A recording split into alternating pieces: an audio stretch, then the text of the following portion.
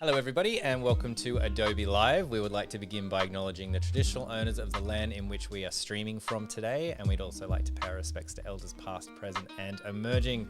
My name is Flynn and I'm joined today by the fantastic Ramesh Harikrishnasamy. Hi Ramesh, how you doing? Hello Flynn, I'm doing great. Hope the same with you. Yeah, I'm feeling good, thanks. I had a little bit unwell last week. I know you've had a little bit of that yourself, but we're back, we're at it, we're here to live stream and we're feeling good. Yep. Never been better. That's great. That's really good. So how are things in Malaysia? Kuala Lumpur, I think you are in. What's going on? Yep. What's happening there? Okay, the weather is pretty, how do I say, hot. It's hot, It's yeah. really, really hot. And at times, all of a sudden it rains. So something is going on. I'm not sure what exactly, but then anyways, but everybody, I think a lot of like media and whatever not keep asking us to, sit indoor, drink a lot of water if you're outside, try to go under the shade, and all that. So yeah, just take care. So good time to stay inside and do some live streams with Yeah. us then. Yes. Good reasons. That's perfect. All right. Well, stay hydrated, stay safe, stay in the shade, my friend. Must be weird seeing me in like layers and jumpers and everything, right? Yeah, it is. Usually you don't wear those, right? Not usually. What's the weather like there? A little bit chilly. So yeah, I've had some cold nights lately, and I don't know. I'm just feeling a little bit comfy today. I probably don't need it, but yeah, it's not too bad. But what's up, everybody? We are live, so if you have questions as we're rolling along, we're here today and tomorrow. So we've got access to Ramesh. So if you've got questions as we're rolling along, please don't hesitate to ask them here on Behance or on YouTube. We'll keep an eye on both of those. Yep. But I'm really excited because we've been doing some streams around generative AI, and I've been like taking these tiny little bits of knowledge that I've learned from you over the years from Photoshop. But it's just so exciting to have the man himself here. So we're going to play around with Photoshop. I'm going to have lots of questions for you because I've actually been like generating more and more interest in, it's not really photo manipulation. It's more AI generated, some of the stuff that I've been doing, but it is quite incredible in what you can create from nothing with these sorts of skills. So that's what we're going to get into. A little bit of Firefly, Gen AI, and traditional skills like Photoshop knowledge and skills and understanding how the technology works. Yep. Again, since you mentioned generative AI and all that, I'm gonna start off by showing how it transformed my artwork into another level. This is amazing. Yeah. This is another level. Literally, for example, in case those who are viewing right now, you don't know what's that white color outline is all about, that is the artwork I created in Photoshop. And the one outside that white box is the one generated by AI, powered by Adobe Firefly, of course. That's crazy. If I press on the next, you can see again the word is seamless. Like if I take out the white color outline, probably show it to my father or my mom, they go like, oh, pretty cool. And they might not know that it's actually generated by AI, the circle, the whatever that's outside the white box. So yeah. And this is one of my favorite, if you guys are watching this right now, is the seamless way of it's generating whatever that's beyond the white color box, right? Literally, it looks like one piece. And I don't know what the actual photo might look like, but this gives me a hint that probably it will look like this. So that's crazy. And look how seamless the grass is, the cloth that's on the bull, and this, and see how the water goes flowing and hitting the rock. This is also another level. And this, again, this based on my imagination, both of them are sitting on a top floor of a temple. But see how AI thinking another way. Probably you're sitting on a side of the sea or something, on the sand. So that's pretty cool, actually. That's nice. And this is oh boy, look at the trees. The photo for you. Yeah. And see how the leaves are all flowing into the image. Like if I ended my artwork there, if I zoom in here, see how it kind of, okay, no problem, I'll think of another way to make sure that it's seamless, like the trees are actually flowing from outside in. So yeah. And this, oh my, and yeah, I'm using it daily, by the way, to do all my important works. Like for example, where I work, I have a lot of like author images that I I need to work with. There are times where I was talking to Flynn earlier in the show. It's like there's like a cutoff of. I'm sure most of you have seen this. Like for example, they crop the head or hair. Sometimes you want to put into your images, and they go like, "Oh, I need another half of the shoulder. Where should I go? I need to time to manipulate." But by just using the generative fill, it completes and give it to you as a package. So yeah. It's incredible. We were Yeah. saying before, like you often get. So if you look at my camera, like you get someone they'll send the photo like Yeah, this. exactly. Right? Yeah. And then someone else will send the photo like this. Oh boy. And you got to try to make it look cohesive on a website, on an About Us page, on a event website. Maybe it's a lineup for an event that you're doing or something, and you got to try to get them the same. And something so simple, but so many people work on projects like this all the time. Trust me, it saves a lot of time. I personally use it myself with my team. It's like a legit testimonial coming from me. So I noticed some of your posts. You're like, this isn't sponsored by Adobe, by the way. This is just blowing my mind, which I thought was cute because you do some sponsored stuff for Adobe as well, which is great. It's real stuff. So it saves a lot of time. So I think you guys should give it a try. And today, interesting stuff. I'm gonna show again, photo manipulation obviously is one of my passion. I'm gonna show photo manipulation, and I'm gonna integrate a bit of generative fill, and then we see how it goes. Okay, we're gonna start off with my main photo of the background. Awesome. And as we're just getting started, I'll just remind everyone, you can throw your questions or anything, comments in chat. Shamus in chat says, Ramesh, you are so talented and generous. My favorite Indian artist of all time. So there you go. That's that's my colleague. That's your colleague. That's my very nice colleague. So they're very supportive. Thank you so much. Have a great team. Shamus. They're always in chat, giving you support, giving you hype. It's great. Yeah. So, okay, so here's the background that I have. It's a crop, it's like a fill, and I'm gonna just resize it. If you notice, I actually turned the image. It was like this, and there's a reason behind it, which I think you guys can tell after this. So I'm gonna flip it horizontal. And another thing, I'm using Photoshop Beta to do this. And if you notice, if I Command or Control T, you automatically, I think Photoshop, again, because of the AI and stuff, they already know you're gonna do something, either rotate or flip. They kind of already give me the option at the bottom.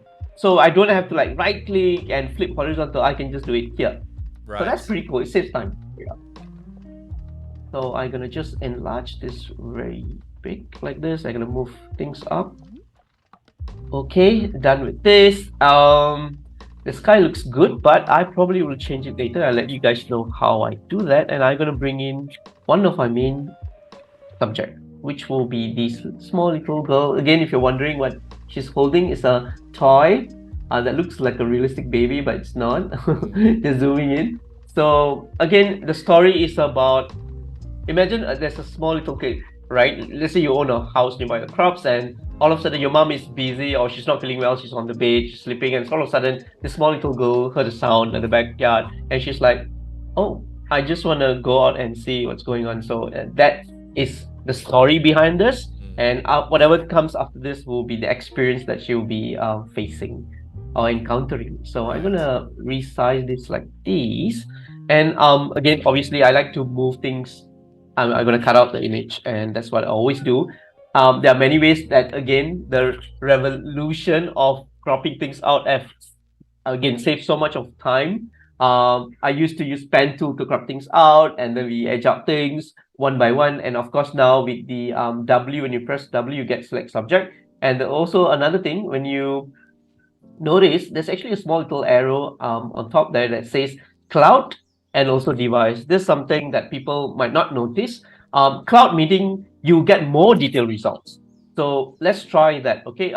What happened is that it's literally dive into your image and literally knows where is the foreground and where's the background. So I'm gonna use that. I already changed the setting, and I'm gonna select subject.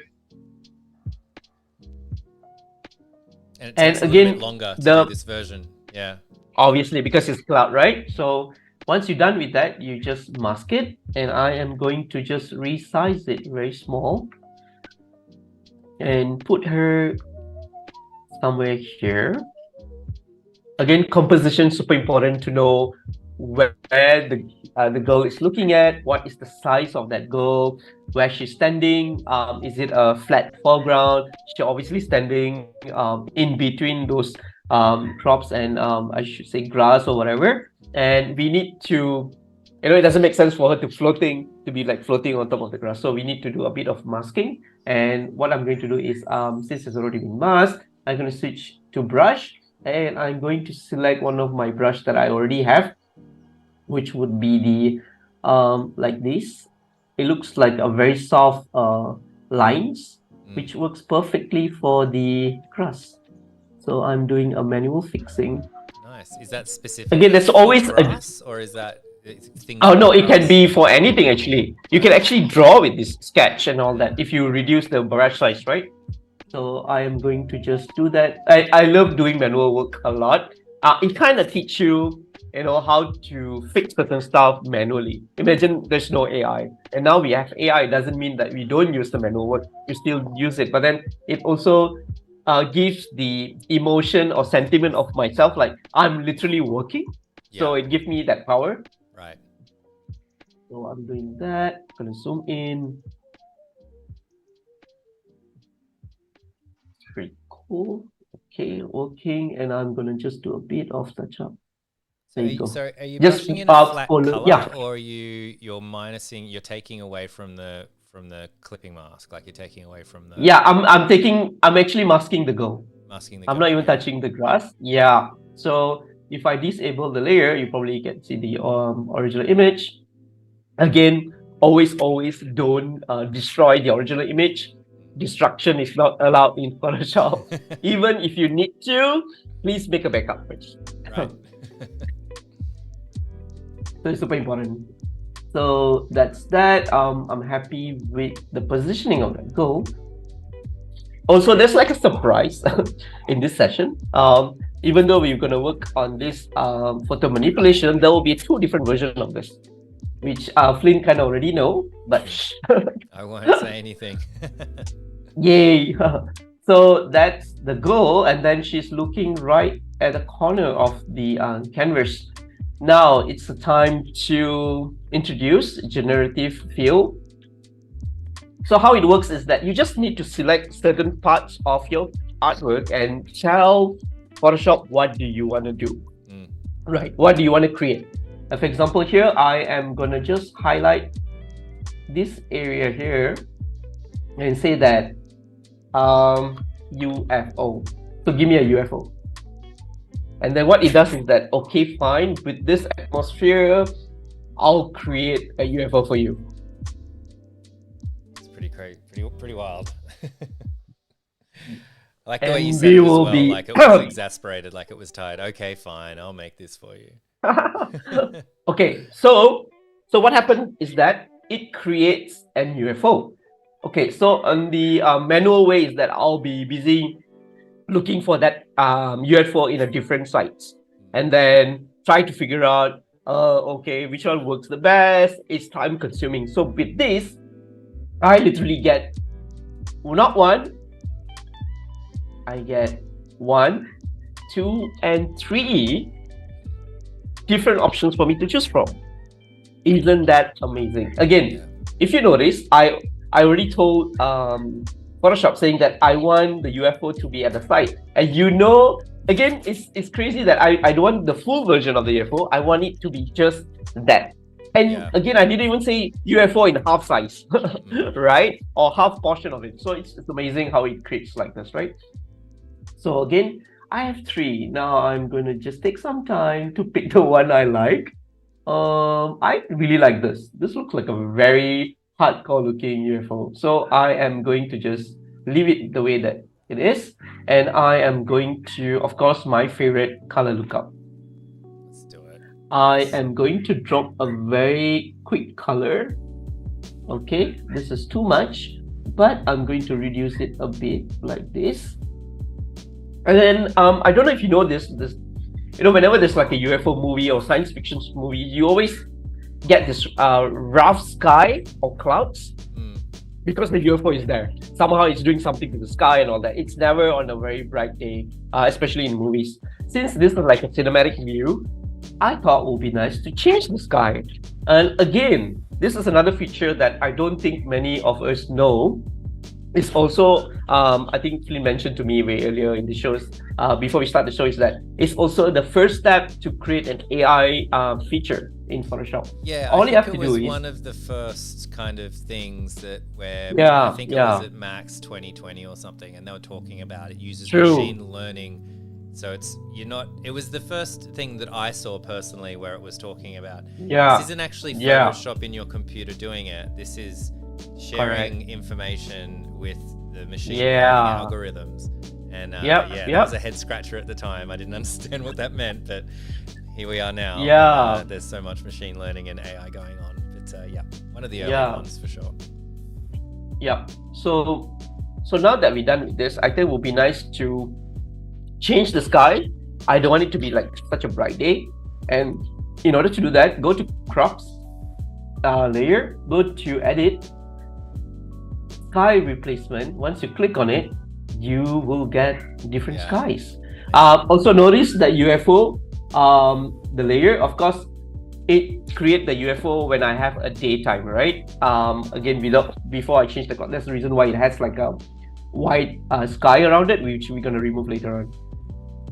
But for this, it kind of already gives you a number of different skies to choose from. Like I said earlier, I really like rough looking skies. So this is one of my favorite. There are a few more that you guys can choose from, again, depending on the mood that you're looking for. But for me, this would be my favorite here. So I'm gonna just click OK. And then let's go back to the layer of the UFO and start removing the background. So I selected the UFO. I'm gonna just switch my color palette and remove the rest. And what I'm doing is I'm inverting the color so that I get the UFO only. Pretty cool. I mean, look at the lights as well. Yeah. Knowing that the sky is up there and the lighting somehow works best because the reflection of the whatever bright skies that's coming from here hitting the UFO. Yeah. See, now Great. it's only been like maybe 7 or 6, I would say 8 minutes, and we already come this far. Yeah. Again, my goal is to create something fast but still looks amazing. But with all these tools, I'm like literally can do a couple more artwork if I want to. Yeah. Just with the process of things, could you do the sky replacement first and then the UFO, and then you wouldn't have to cut? Yes, you can. You could do it. Yeah. Way. Okay. Yeah. We can do it that way. Yeah. So because I think earlier before is because I want to show the different placement of my subject. That's the reason why I did that. Again, to save time, change the sky first, and then you can do the modification. Yeah, I did the same thing not that long ago on a stream where I was doing a spaceship in the sky. And then I wanted to cut and change things, and I thought, actually, I need to cut this out now. So I had to cut out the spaceship. So because I wanted to move it around, I didn't like the space, the composition it was in. Yeah. So again, sometimes it's out of your control as well. It's a different thought process, like whichever comes to our mind. But then that doesn't stop us from going back and change things. So which is flexible. Yeah. Right. So it's pretty cool here, and I thought it would be nice. Again, it's a very quiet mode, and you can see the UFO is there and the kid is like watching, and of course there should be some sort of like effects coming out from the UFO. So I thought it would be nice to actually add a flare, and then again, my favorite, if there's any black background, to remove it, just change the screen and then resize it so that there's a light coming from the UFO, just like this. And another thing, if you notice, even if how dark it is, you probably will get a certain, because the flare is very bright, you get a cutoff here. It's because the background. In order to fix it, just press on Command T or Control L, and then just reduce the darkness coming from here. Then you can see it goes off, and then you can mask certain areas here by clicking on masking. Change the brush to something soft. I would say these, and then just erase that away. Yeah, that's great. So So fast. again, And yeah. that item, that the flare, was that something? Do you have like a repository of things that you tend to use quite a lot, like that particular image? So if you wanted a flare, so you've got that kind of handy and ready to go. Yeah, if I you have. need something. Yeah, I have like a library of flares, Mm. which I use for my manipulations. Because I use a lot of like night mode, and there are times where even this flash, I use it for a oil lamp where there's a fire, so you can't tell, Right. right? So you use it for a different ways. Yeah. Interesting. Yeah. So that's that, and I thought it would be nice to also add a bit of this smoke effects. And I want to just resize it. So it's a little bit of like dust being kicked up by Yeah, the, yeah. Yeah, cool. I like that a lot. That's a nice Yeah, I actually have. So even though this is smoke, I do have the dust particles that I'm gonna just save it for another version, which I'm gonna create after this. A lot of suspense. So let's do a bit of masking by removing this area here. Again, my goal always is to create realistic looking manipulation. Of course, I want people to question it. It's like, was this like the end picture? Where do you start? Was the girl already there, standing on the crops and all that? Again, back of your head is also another thing. Is that since I love watching like tons of movies, like science fiction is my like favorite in my top of list, right? In genre movies. And then I like looking at the effects. Like for example, okay, literally UFO standing, it's right in front of me at nighttime or daytime. What do I see? Like we know that they have lights. They have just little misty smokes coming out from the clouds because of the heat or whatever not. So always keep an eye on this kind of details. It helps when you do the actual photo manipulation. So a lot of watching people a ask me, where do movie you and you're do it? focusing on these particular things. Yeah, yeah. Mental And a lot of notes. people ask me, like, so did you actually know what is the movie about, or do you busy watching the details? Okay. To tell you the truth, I like watching movie 2 times. One is for the detailing, and the other one is to just make sure that I can see all these. Storyline is one thing, the detailing of it. What do I get out of watching this movie? So yeah. So we done with these. Okay. Now this is a daytime, right? We can see it's like sunset, or again, it's like it's gonna rain and whatever not. I thought it would be nice to actually change the whole mood. What I'm going to do is right now, gather everything, call it a daytime. I am going to press on Control or Command J to duplicate the whole thing, and I'm gonna call this night. So again, now from daytime, we're gonna do a transition over to nighttime. So in nighttime, a lot of things changes. Of course, the weather changes as well, the colors. I am going to slowly change my night mode to something else, which will be this. But if you notice, there are a few things doesn't look right here. Obviously, because we're switching the light of the sky daytime to night. But that sky doesn't make sense anymore. So in order to fix that, I am going to remove that sky. I'm going to go to crops, and I want help from Photoshop saying that change the sky to something else. So I am going to create or look for sky that's a bit dimmed. Let me see if there's anything looking flat on nighttime. There you go. This works perfectly, but I'm going to change a lot of things here. Also notice the settings for sky replacement. There's a lot. You can shift the edge, meaning edge that combines with the connecting with the foreground of the image. So these are things that you guys can do. Click on that, and I am going to now fix the colors of this. How? We know that the color lookup that I add in right on top is here, right? There are certain things that I want to lift up from the color lookup. Like for example, the smoke, the big flare, and the UFO, I can bring it right on top of the color lookup. Right, so that because that's the bright side of it, right? So you want to save time. And you can start seeing the smoke look like, oh, it's getting real. But there are certain things that you guys need to fix because it's nighttime and the colors the lights are focused around UFO. There are certain areas of the crops and the girl need to look slightly darker. We're gonna fix that. And how to do that? So I have a layer here. I am gonna just empty layer, which is perfect. I'm gonna press on G. So I'll get a gradient here, which is black, which I already set. Let me see if it's black. It's black. Okay, I'm going to change normal to soft light, and I am going to do this. Right. So is it a black color or is it gray? Is it 100%? Yeah, it's a black color. Yeah, black. It's 100% black. Right. Yeah, it's 100% black. So as I move, here's another thing about Photoshop Beta is that you will get this, which is not available in our current Photoshop, the one before Beta.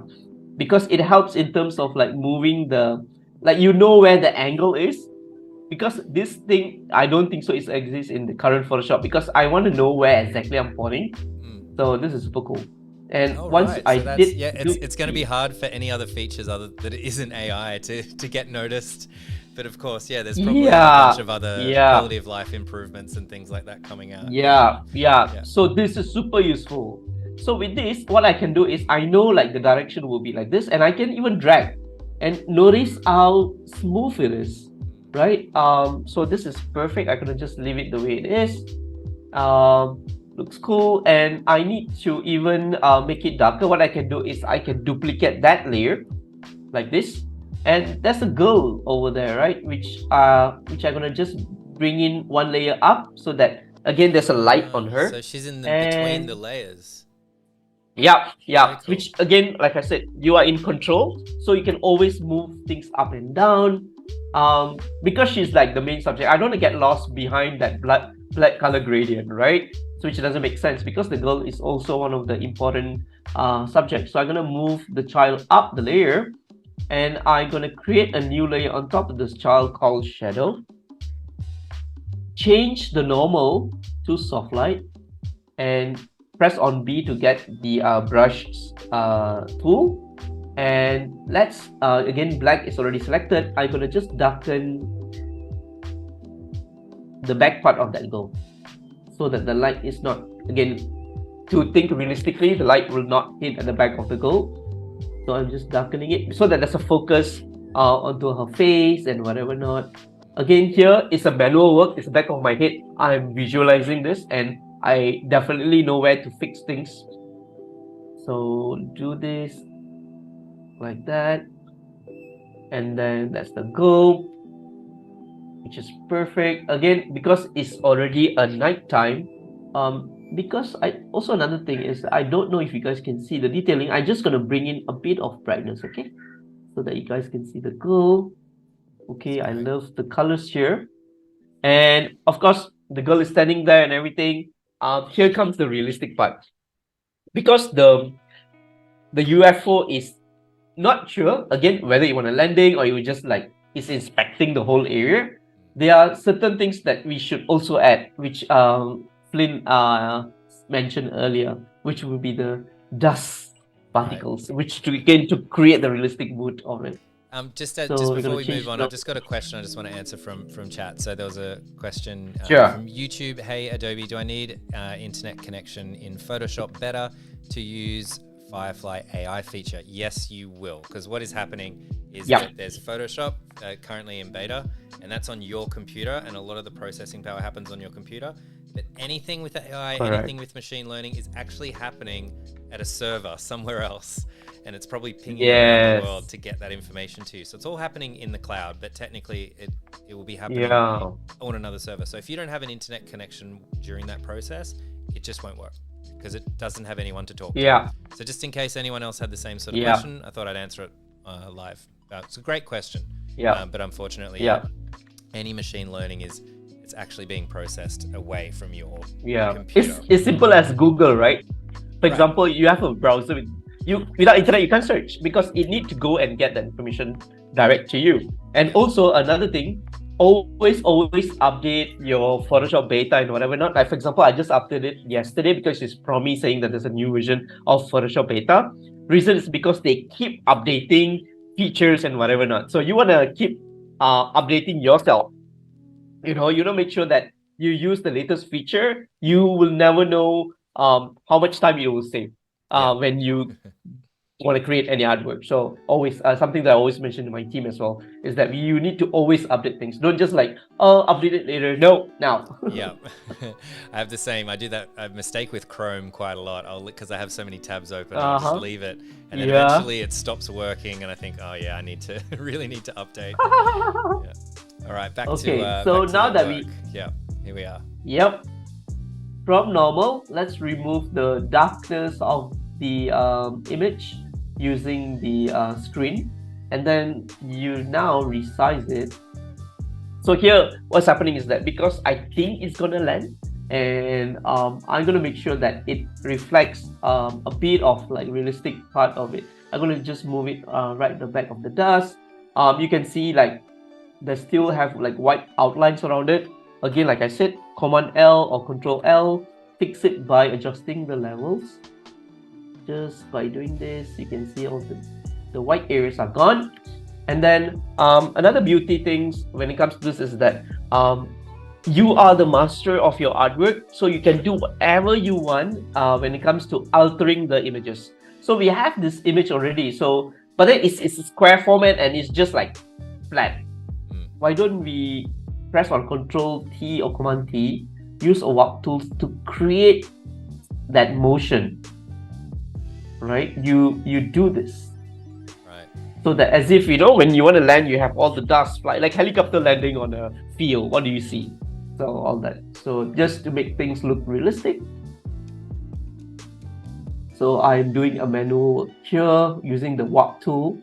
One of my favorite. Again, I use this tool for adjusting hair, like want to move a certain stylish hair, whatever not. Right. I use for that. I use a lot of like for clothing. For example, if I have I want to wrap around somebody's body, I like to use this. So yeah, pretty useful. This is cool. Okay, done with that. And you can actually see like there's like a starting point and like it blends here, right? And of course you need to do a bit of like masking. Let's do masking, picking up a brush. And I'm going to do a manual. Nice. Just going in. And if you notice, my flow are always less. I don't put it 100% because I want it to look seamless, where there's no like a rough cut or patch of masking, so that it blends really well. So I'm going to what's just your flow at? Because it's quite small on the screen. Is it about 20 sorry, it's 26%. 26, yeah. That. So again, manual fixing. And if you're wondering if I'm using white to do masking and whatever not, I'm using a Wacom. It's literally drawing on that canvas. Easier. I used a lot of trackpad before. It does just not working smoothly. For me, it's like you're not in control. Right. Like this, I'm like manually. I know where to go and adjust things. So that's pretty cool. So that's that. And I'm gonna, I need to give more importance to this girl. What I'm going to do is I am gonna bring in some light. Let's go brightness and contrast. Increase the brightness. There you go. Cool. I am gonna just darken a bit more of the background. So when you increase the brightness, then was there another layer that had the darkness on it, or does it increase the darkness that you put on it before? Because remember you colored in the back of the head and the shadows. Oh yeah, so I placed the shadow. Yeah, so the manual work was done above the girl. Right. So what's being done is that the brightness was right on top of the girl. So you don't mess the shadows. So right. you play with the foreground. I mean the part that was not darkened. So yeah, that's the best part of controlling like masking and whatever not. Yeah, great. And let's bring in some more light. Create new layer. Let's call this let's put this right above the shadow. Call this some light, and I'm gonna just color pick from her face itself there and change normal to soft light. And I'm not sure if you guys can see because soft light is pretty transparent, so I'm gonna increase the flow. And I'm painting using not black, obviously, because I want some light. And the blue, which I got from her face, is kind of already helping in highlighting her face. So yeah, always use what you already have. Like picking the colors from what already exists in the Yeah. artwork is going to make it look Correct. a bit more natural. Yeah. Correct. And then let's create more. I like another, this is the hard light. Hard light, I like to use color dodge. It's more intense, but this intensity you just need to put in the front part of the face, not so much on all over the face.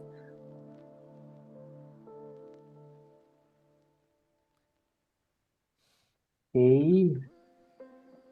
Kind of again, where it's not the a light rim light, but it's kind of like a rim light, isn't it? Like you're just doing the edge. Correct. Just the rim light area, just the edge, not so much on her face. Again, you will lose the quality, or should I say the detailing of the face. So I don't like to do that so much. Can we go here? And then let's just zoom out to see. There you go. There's some light. Because without it, again, I like to do this. Let's hide all this detailing. You will get a very flat looking image, which doesn't have a solid 3D look. So if I on one by one, you can see how the detailing being done. There you go. Yeah, it makes a big difference. It seems very subtle during each individual step, but then when you see them all together like that, it makes a big difference. And then you see the difference. Yeah. So once you're done with that, it's time to, I also have more stuff to add. Let's add in, this is something that I think a lot of UFO will have, which will be the light beam. Here is super high resolution. I'm gonna just press here like this. Turn it like this. Change to screen. Again, how far can you go to make it realistic? So these are the things that I look for, images that will work best for my manipulations. So I'm gonna just put it there. We're gonna do a bit of masking over here. Okay, like this. Let's straighten it up. Like that.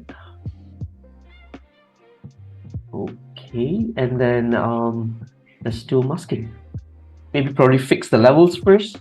Control L, Command L to fix the darkness of it. Perfect.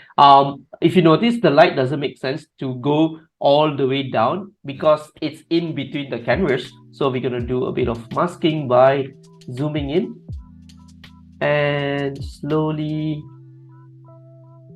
mask the light so that it's not hitting the whole field, only here. Nice. There you go. Looks like a cinematic scene. And I think I noticed that the UFO, we can also fix a bit of lighting in there, and I am going to do that by creating a brightness and contrasting right on top of the UFO and darken it.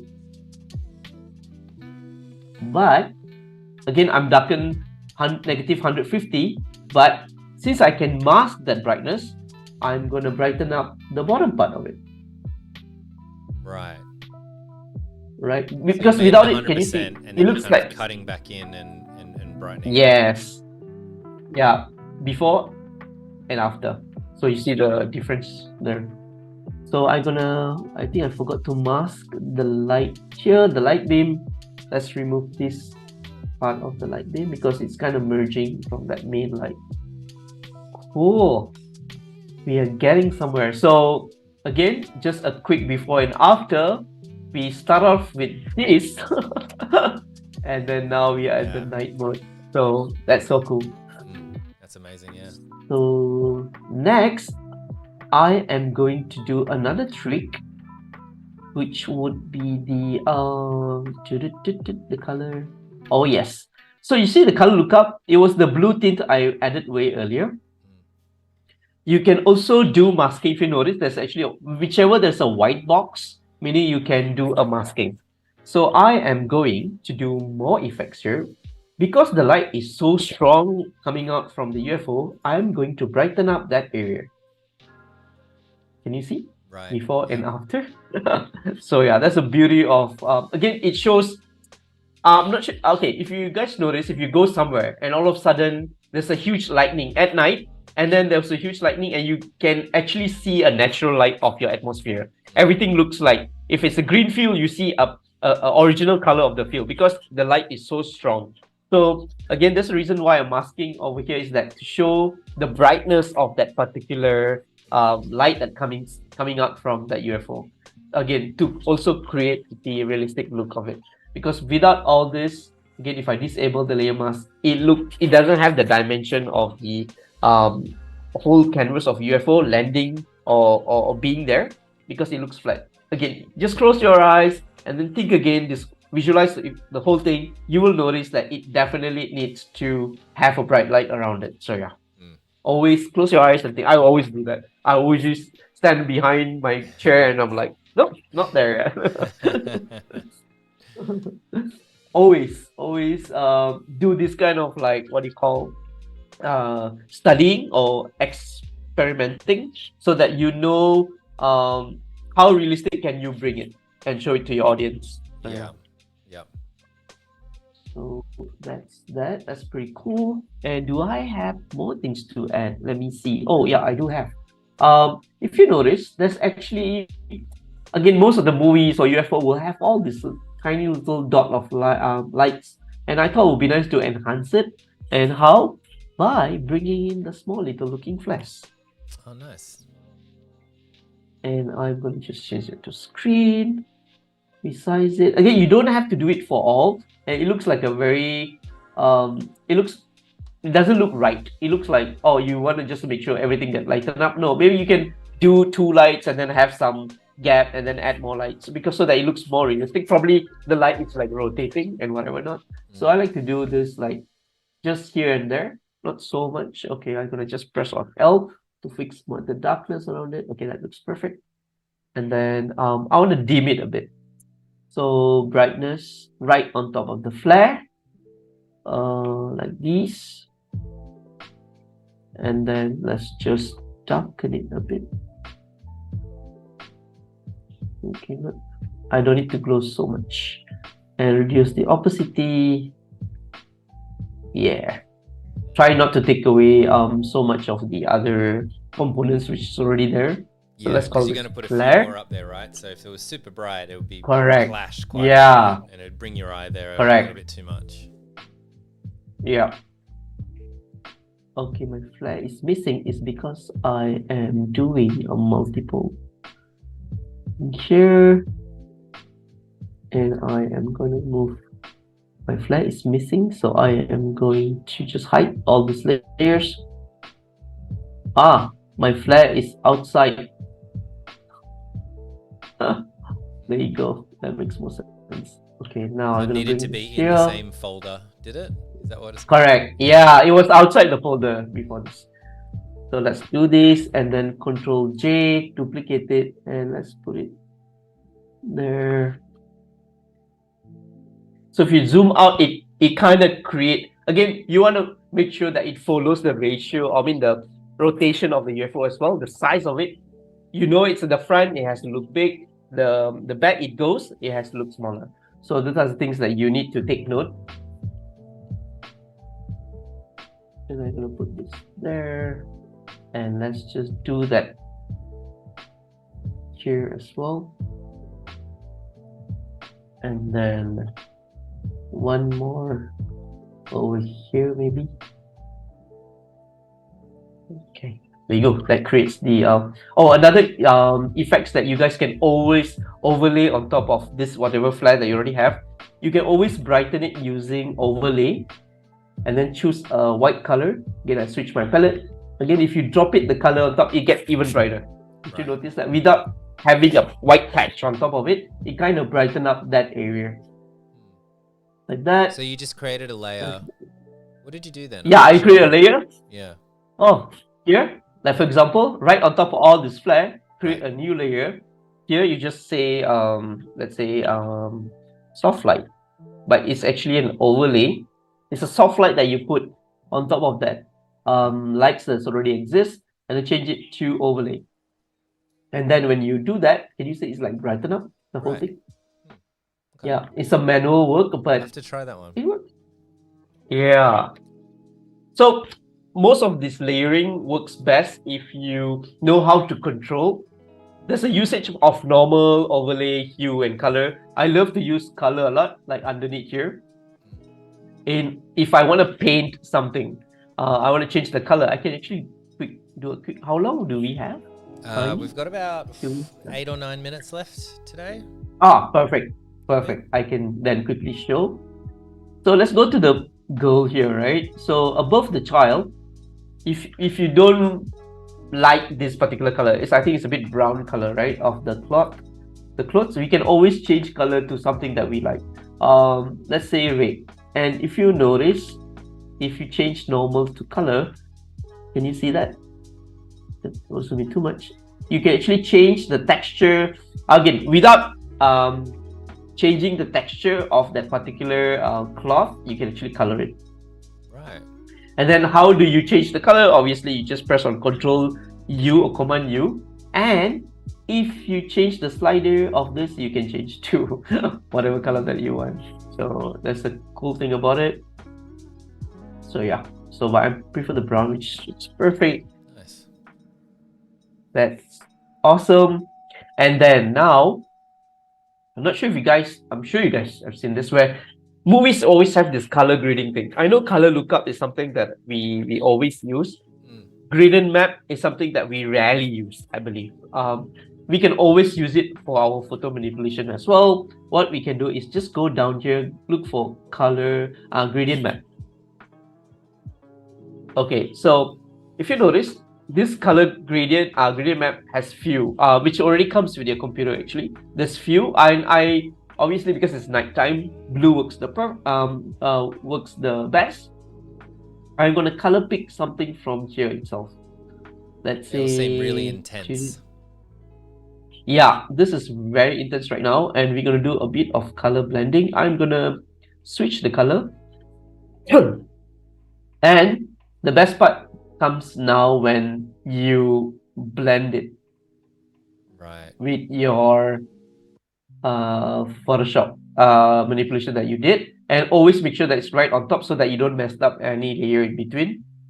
Again, I'm gonna just move. See color, because the color layer is blue. Everything has a blue tint. It's super awesome, and you can always control it. There you go, like this. It already gives you a cinematic view. Wow. That's this is divide, by the way, and I really like the color. This is pretty cool. Subtract, difference, hard mix, pin light, pretty cool. I'm gonna move up more. There's actually multiply, and the one I'm looking for that might work the best would be overlay. And why did I position it here is that, can you see there's actually contrasty looking feel to it because I overlay it, and it changed the atmosphere of this color, which I'm gonna just make it slightly bigger like this so that everybody can see it, and then before and after, after. Yeah, so that it really gives the realistic look of everything. You can see the smoke, you can see the light hitting the top part of the grass, you can see the particles flying, and yeah. If you want the more hardcore things, always duplicate things. Like for example, if you prefer more smoke, just Control J or Command J, you get more hardcore. It's like it's about to land, so this is the smoke that you get, and you can always use that. Yeah, just doubled it. Yeah, just duplicating it. Yeah. Again, like I said, always keep in mind on the real incidents or experience that you have seen in life and apply it here. It's like, okay, I'm literally looking at this right now. What are things that need to move and whatever not. So that's pretty cool here. And I think I have added everything, and we are done. That's amazing. So let me show before and after. This is nighttime and a great time. Yeah, wow. It's again, it's about having fun as well. Like for example, I like looking at things at different perspective, and it's a good practice. Like, okay, fine, I have a bright looking assets. I don't have to look for a night time taken props and then change it to a night mode. Then there's no challenge. You just know that you Right? can So you change study it. more. Yeah. So always try study and see if I change this tonight, what are things I need to change. Then only you improvise yourself, else you will be doing a very slow work. I would say you don't study much. So yeah, before and after. That's it, and it's also like to do with AI. Like there was generative AI that was used here, but there's so many other bits and knowledge and understanding of how things work that are really critical to creating kind of digital art or photo manipulation. Like there's so much you understand, right? There's so many features and understanding how things work. I think you mentioned it at one point before. Like you need to really understand how the layers are working and what's actually happening to be able to kind of play. And the best way to do that is to experiment. Correct. So if you notice, right, without these layers, again, I'm going to go backwards. If I turn off all the lights, you'll notice how flat the image is. That's why lighting and whatever not is super important to add all the props. Again, I'm going to leave that there. And then the color, again, we're going to the daytime. See how the shadow on that girl, the brightness on the girl, the color fill, and the sky replacement. Yeah, wow. Right? So it's super important to always, again, see the things that can be done for you to, again, it's about constant study to see what works the best, right? So going backwards and then you can start seeing how I'm adding everything. So it's crazy how lighting works. There you go. Night and daytime. It's night and day. Incredible. All right. Well, we are just about out of time, Ramesh. Perfect timing, as always. We've been details there. That's incredible, guys. I hope you enjoyed that. I certainly did. I certainly learned a lot. We'll be back tomorrow, Ramesh and myself. We're going to be focusing on recreating iconic scenes with Photoshop and AI, which I think is a really, really nice take. I actually really like the artwork that you sent us. Maybe you won't see it on your side, but I'm just going to show it. So this will be us tomorrow. Take a guess at what iconic scene we're recreating there. Pretty easy guess, I think. But yeah, hope you can join us. Hope you can join us then. I had a great time. Ramesh, thank you again, as always. Thank you for sharing your knowledge with us. And I hope you have a fantastic day. And I'm looking forward to seeing you tomorrow. Thank you so much, everybody. See you tomorrow. See you tomorrow. Bye. Bye.